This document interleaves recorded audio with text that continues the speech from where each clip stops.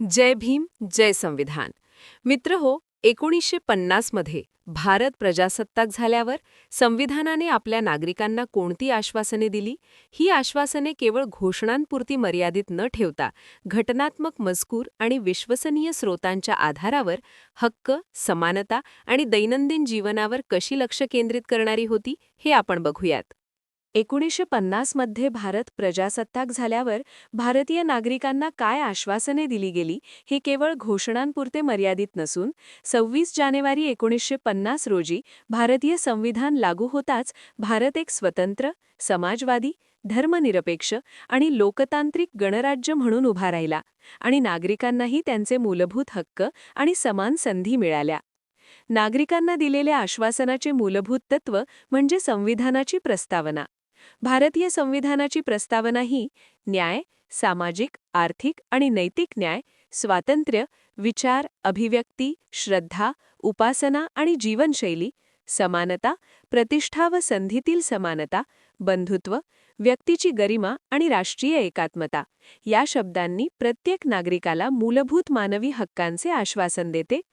26 जानेवारी 1950 पासून भारतीय संविधानाने नागरिकांना प्रत्यक्ष मौलिक अधिकार देऊन त्याच्या जीवनात वास्तवात सुरक्षा आणि समानता आणली. समानता व कायद्यासमोर समता, आर्टिकल 14. राज्य कोणत्याही नागरिकाला कायद्यापुढे समान मानले जाईल.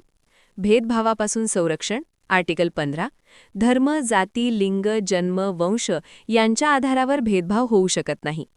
स्वातंत्र्याचे अधिकार, आर्टिकल 19 ते 22.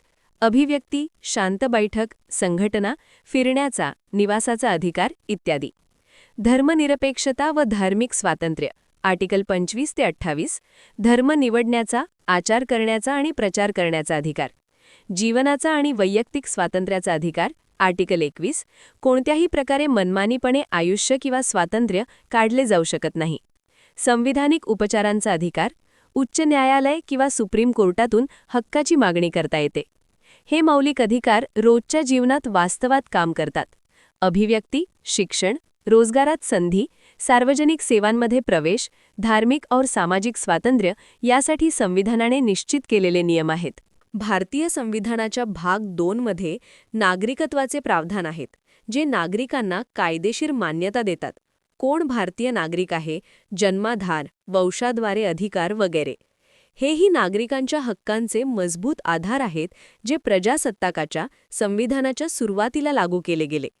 संविधानाच्या डायरेक्टिव्ह प्रिन्सिपल्स आणि नंतरच्या कायद्यांमुळे सर्व मुलांना प्राथमिक शिक्षण मिळायचा हक्क विकसित केला गेला. राईट टू एज्युकेशन ॲक्ट 2009 द्वारे. जात, लिंग, धर्म किंवा इतर कारणावरून नोकरी किंवा सरकारी पदासाठी भेदभाव करणे बंद केले गेले. नागरिकांचा हक्क तक्रार करण्याची आणि न्यायालयात संरक्षण मागण्याची शक्यता संविधानाने दिली. संविधानाने न केवळ हक्कच दिले, तर राज्याला मार्गदर्शक तत्वाद्वारे सामाजिक न्याय, आर्थिक समता आणि सर्वांसाठी जीवनमान उंचावण्यासाठी योजना आखण्याचे दायित्वही दिले. हे तत्वे शासनाच्या धोरणांमध्ये प्रत्यक्षित करून नागरिकांचे दैनंदिन जीवन अधिक संरक्षित व सक्षम बनवण्याचा संविधानाचा हेतू आहे. 26 जानेवारी 1950 नंतर भारताने आपल्या नागरिकांना घोषणांपेक्षा अधिक वास्तववादी आश्वासन दिले. ते म्हणजे संविधानातील नियम, हक्क आणि संरक्षण. हे हक्क केवळ शब्दात राहिले नाहीत, तर उच्च न्यायालयाच्या निर्णयांद्वारे आणि सार्वजनिक जीवनात नियमित वापरले जातात, ज्यामुळे प्रत्येक नागरिकाला न्याय, स्वतंत्रता आणि समानता याची वास्तविक अनुभूती मिळते.